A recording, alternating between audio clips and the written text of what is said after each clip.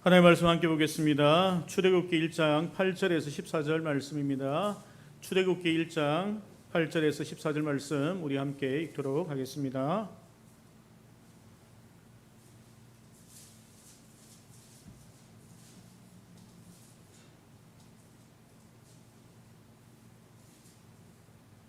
한 절씩 이렇게 돌아가면서 읽도록 하겠습니다. 8절입니다. 요셉을 알지 못하는 새 왕이 일어나 애굽을 다스리더니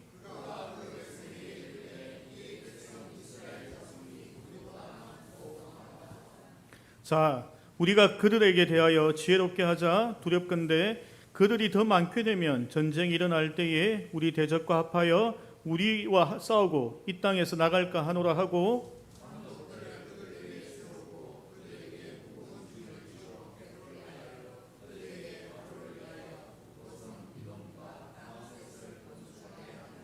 그러나 학대를 받을수록 더욱 번성하여 퍼져나가니 애굽 사람이 이스라엘 자손으로 말미암아 근심하여 함께 읽겠습니다. 어려운 노동으로 그들의 생활을 괴롭게 하니 곧 흙 이기는 기와 벽돌 굽기와 농사의 여러 가지 일이라. 그 시키는 일이 모두 엄하였더라. 아멘. 오늘 말씀 제목은 항상 번성하는 하나님의 백성이라라는 제목으로 함께 말씀을 보려고 합니다. 오늘부터는 수요일 날은 출애굽기를 계속해서 보려고 하는데, 출애굽기 내용은 여러분들 다 아시지만 간단하게 요약하자면 이스라엘 백성들 입장에서 보면은 아브라함을 부르시고 아브라함의 손자 야곱 시대 때에 이스라엘로 이름을 바꾸시고 그의 아들 요셉을 먼저 이집트 땅에 보내셔서 그곳에서 하나님의 나라를 위한 준비 과정을 거치게 됩니다.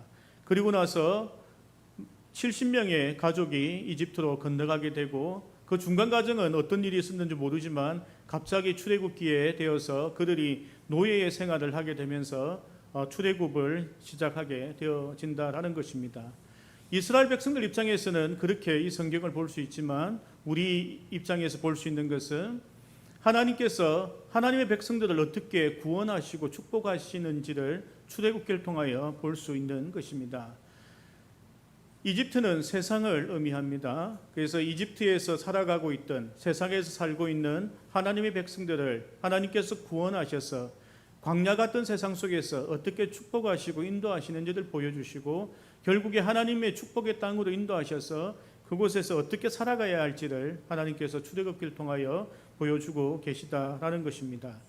우리가 성경을 볼 때에 기적이라든지 혹은 성경 인물 중심으로 보다가 보면 성경 지식적으로는 알게 되는데, 하나님께서 모세를 통하여 이 성경을 우리에게 주신 그 본질적인 의미를 잃어버릴 수 있다라는 것입니다. 여러분, 출애굽기 하면 무슨 생각이 듭니까? 모세, 홍해 갈라지고 10가지 재앙, 만나와 메추라기. 우리는 인물이라든지 큰 기적과 사건 중심으로 성경을 기억한다는 것입니다. 하지만 우리가 분명히 더 알아야 할 것은 하나님께서 우리에게 이 말씀을 주신 것은 다르한 일들도 있다라는 것입니다. 하나님께서 성경을 조선왕조실록처럼 기록하지 않았고 삼국사기처럼 기록하지 않았습니다. 연대가 없다라는 거죠.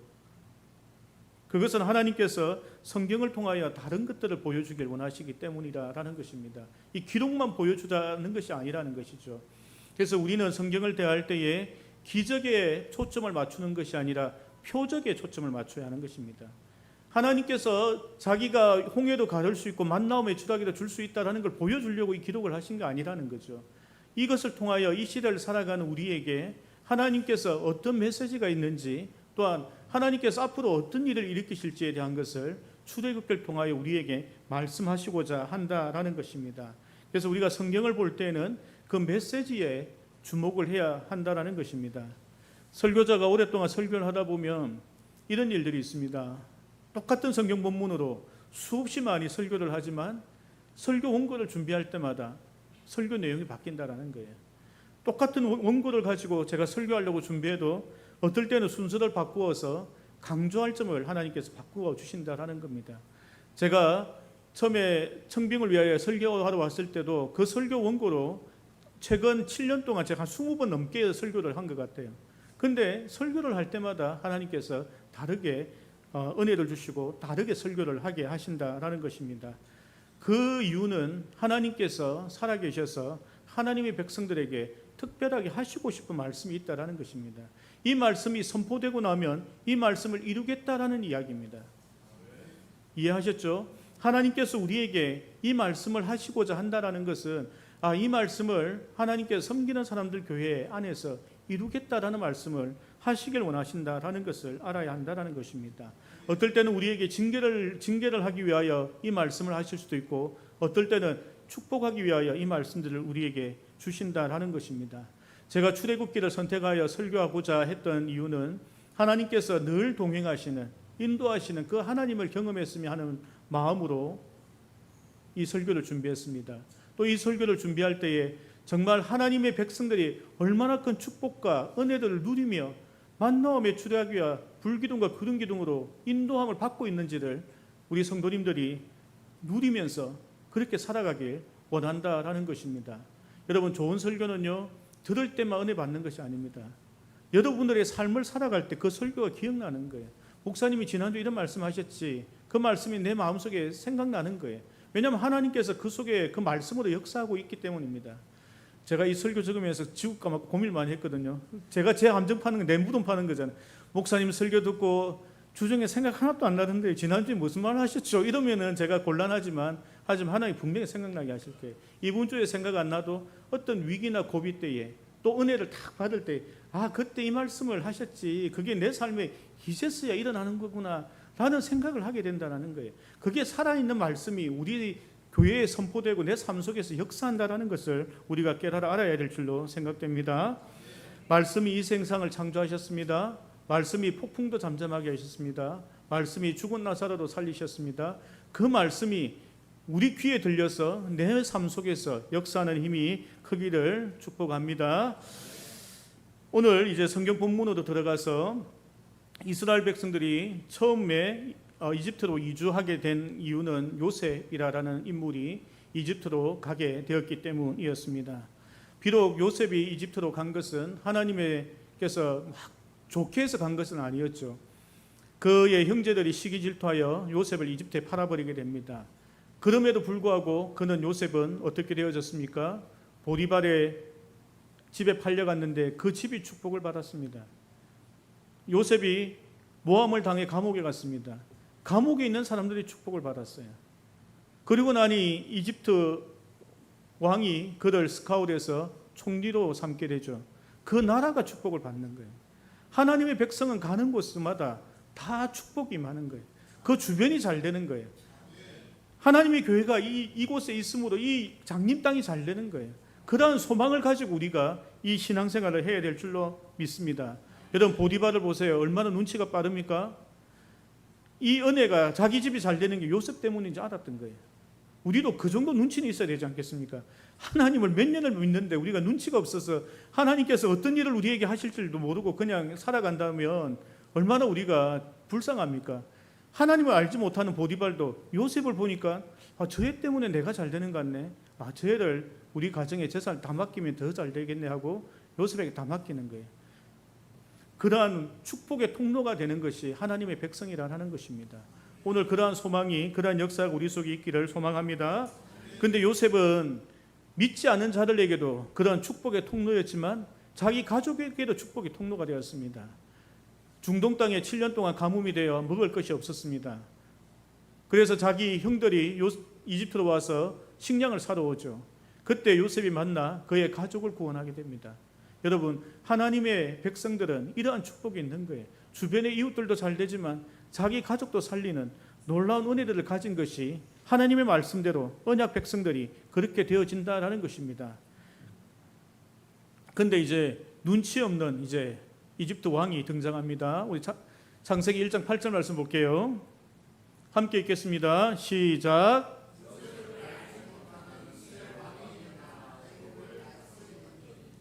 아멘. 이런 말이 있죠. 역사의 교훈을 잊은 백성은 망한다라는 이야기가 있습니다. 수백 년 전에 요셉을 통하여 7년 가뭄이 들었을 때에 그 나라를 구원하고 이집트를 부강하게 만들었던 그 요셉을 그 왕이 잊어버렸다라는 것입니다. 여러분, 하나님께서 우리에게 말씀을 준 이유가 무엇입니까? 잊어먹지 말라는 거예요. 요셉 이야기 처음 듣는 분 계세요? 한 50번은 들으셨을걸요? 왜 하나님께 다시 요셉을 떠올리게 하시느냐라는 것입니다. 요셉의 신앙을 잊어먹지 말라는 거예요. 이집트 왕처럼 잊어먹지 말라는 거예요. 계속 하나님께서 요셉에게 주셨던 그 축복을, 은혜들을, 요셉이 행했던 놀라운 일들을 다시 기억하라는 거예요. 그래서 모세를 통해서 하나님께서 성경을 주신 거예요. 그 이후에 많은 선지자를 통하여 하나님께서 우리에게 말씀을 주신 것입니다. 제발 좀 하나님 주신 은혜들을 너희들이 반복하여 보면서 그 축복을 너희도 누리라는 거예요. 너희는 잊어먹지 말고 바로 왕처럼 되지 말라는 말씀을 하고 계시다라는 것입니다. 요셉을 잊어먹었던 이집트 왕 때문에 이집트에는 재앙이 임하게 됩니다. 10가지 재앙만 임했습니까? 많은 군사들이 죽게 되고 농토와 가축이 모두 다 죽어버리는 그러한 일들이 일어났던 거예요. 하나님의 축복과 은혜들, 하나님의 사람들을 잊어버리면 그러한 일들이 우리 삶 속에도 일어날 수 있다는 것입니다. 9절 말씀, 10절 말씀 우리 함께 보겠습니다. 9절입니다. 시작. 그가 그 백성에게 이르되 이 백성 이스라엘 자손이 우리보다 많고 강하도다. 자, 우리가 그들에게 대하여 지혜롭게 하자. 두렵건대 그들이 더 많게 되면 전쟁이 일어날 때에 우리 대적과 합하여 우리와 싸우고 이 땅에서 나갈까 하노라 하고. 아멘. 노아가 산에서 방주를 100년 동안이나 지었습니다. 그런데 그 시대에 있었던 모든 사람들은 노아가 방주를 짓던 어떻게 되든 자기 살아갈 일들 열심히 살았던 것을 봅니다. 여러분, 이집트 역시도 하나님에 대한 믿음이 또 하나님께 주셨던 그날에 대한 축복을 잊어버리니까 걱정과 근심만 남았던 것입니다. 그러니 아무 일도 안 하고 그냥 있는 이스라엘 때문에 일어날 일들 사서 고민을 한 거예요. 그때부터 문제가 발생했다라는 것입니다. 믿음과 걱정은 비슷한 것 같아도 다릅니다. 신념과 믿음도 비슷한 것 같지만 우리 다르다는 것을 알아야 합니다. 신념은 이런 거예요. 내 믿음대로 될지어다, 이 말씀이 있는 거예요. 아, 믿음대로 되는구나. 나의 사업 하나님 잘 될 줄로 믿습니다. 나의 자녀 일 잘 될 줄로 믿습니다. 이런 거는 신념이라는 거예요. 내가 그냥 믿는 거예요. 그냥 내가 그렇게 될 거라고 믿는 거예요. 그거는 그냥 신념인 거예요. 믿음이 아니라는 거예요. 믿음은 무엇입니까? 하나님께서 하신 말씀을 그대로 믿고 따르는 거, 그걸 믿음이라는 거예요. 아브라함을 부르셔서 갈대아 우르를 떠나라니까 떠나야지. 좀 늦더라도, 생각보다 몇 년 늦게 갔을지라도 그 길을 가는 거예요. 100세 되어서 받은 너의 아들 하나님께 드려라 하니까 아쉽고 안타깝지만 그걸 드리는 거예요. 하나님의 말씀을 듣고 그 말씀대로 하는 것이 믿음인 거예요. 그냥 내가 그 말씀 보고 믿습니다, 잘 될 줄 믿습니다 하는 거는 나의 믿음인 거예요. 나의 신념인 거예요. 그렇게 되어지면 안 된다는 것이에요. 걱정과 믿음도 마찬가지인 거예요. 여러분, 우리 지난주에 제가 설교 시간에 유치부 숫자 적다 했잖아요. 그럼 걱정이 되죠. 저 애들 좀 와야 되는데 2명 있는데 1명 유초등 몰라가 1명에서 어떻게 예배드리노? 걱정되죠. 기도가 되죠. 그 선에서 머물면 우리는 그냥 걱정하고 안타까워하다 끝나는 거예요. 우리 기도가. 근데 기도를 하다 보면 하나님께서 뭔가 알게 하시는 게 있어요. 아이디어를 주세요. 뭔가 행동하기를 원하시는 게 있어요. 그 다음에 행동이 나오는 거예요. 무언가를 위하여 우리가 걱정이 돼서 기도하기 시작하면은 나에게 하나님께서 무언가를 하기를 원하시는 거예요. 그걸 알게 하셨을 때 반응하는 것이 믿음인 거예요.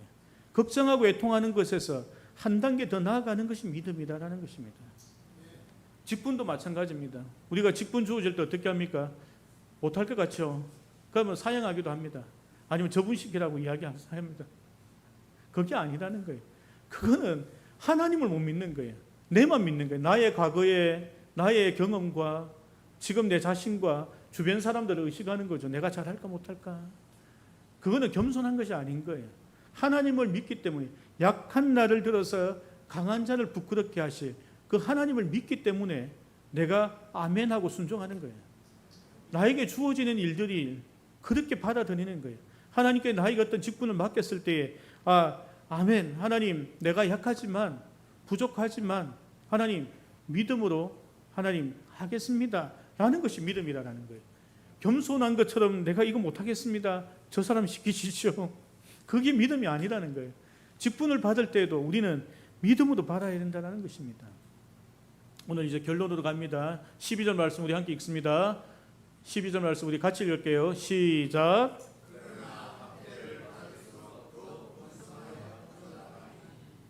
아멘. 하나님의 백성들은 어떤 환경이나 상황에서도 번성하는 것입니다. 하나님의 백성들은 어떤 상황에서도 번성하는 거예요.